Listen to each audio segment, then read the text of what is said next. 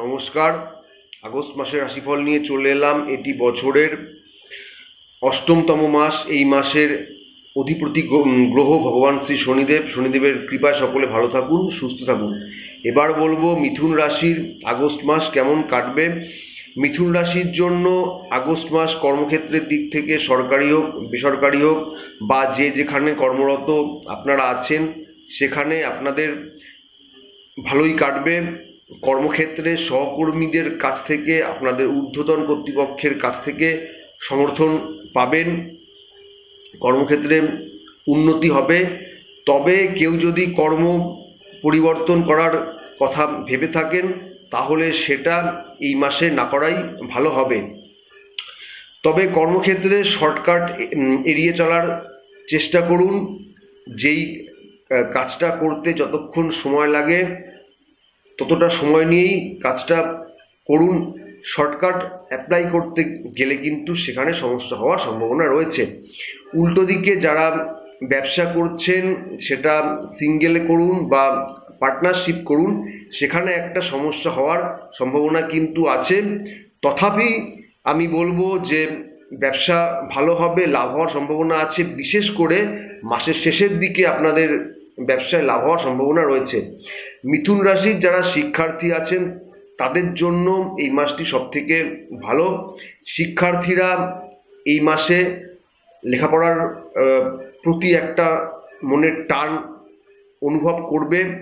লেখাপড়ার দিকে তাদের মনোযোগ বাড়বে। এই মাসটা মিথুন রাশির ছাত্রীরা লেখাপড়ার দিকে আরও বেশি মনোযোগী হবেন। এই মাসটিকে আপনারা কাজে লাগান লেখাপড়ার দিকে, তাহলে আপনাদের ভবিষ্যতে কিন্তু আরও বেশি উন্নতি হবে। পারিবারিক ক্ষেত্র বলতে গেলে মিথুন রাশির জন্য খুব একটা ভালো নয়। আপনারা চেষ্টা করবেন পরিবার হোক, বন্ধুবান্ধব হোক অথবা প্রতিবেশী হোক, সবার সাথে সম্পর্ক ঠিক রাখার। কাউকে এমন কিছু বলবেন না যাতে আপনাদের কথার জন্য কোনো সমস্যার সৃষ্টি হয়, সেদিকে সতর্ক থাকুন। প্রেম ভালোবাসার ক্ষেত্রে মিথুন রাশির জন্য এই মাস মধ্যম প্রকৃতির যাবে, না খুব ভালো হবে না খুব খারাপ হবে, চলনসই থাকবে। বড় কোনো সমস্যা হওয়ার সম্ভাবনা নেই। যারা অবিবাহিত রয়েছেন তাদের ক্ষেত্রেও মোটামুটি ভালোই যাবে। তবে আপনাদের ক্ষেত্রে কিছুটা সমস্যা থাকলেও সেটা ধীরে ধীরে কেটে যাবে। মাস যত এগিয়ে যাবে সমস্যাও কিন্তু আপনাদের তত কমতে থাকবে। শারীরিক দিক থেকে এই মাসে মিথুন রাশির জাতক জাতিকাদের বিশেষভাবে সতর্কতা অবলম্বন করা প্রয়োজন। শরীরে কিন্তু সমস্যা হওয়ার সম্ভাবনা রয়েছে, তাই আমি বলবো শরীরের প্রতি আপনারা বিশেষভাবে যত্ন নিন।